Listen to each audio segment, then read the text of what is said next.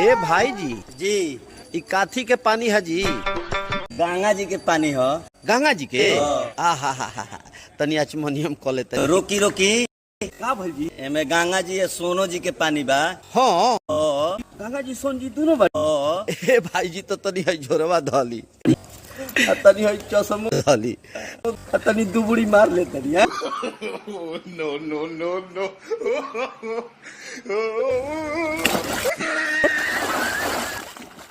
हाल नहीं का भाई जी?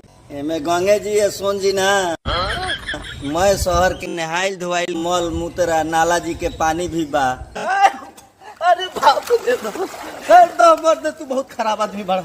हमार झोरा दो पहले कहना बताइला। रोकी रोकी रोकी, और गंगा स्नान कर ली।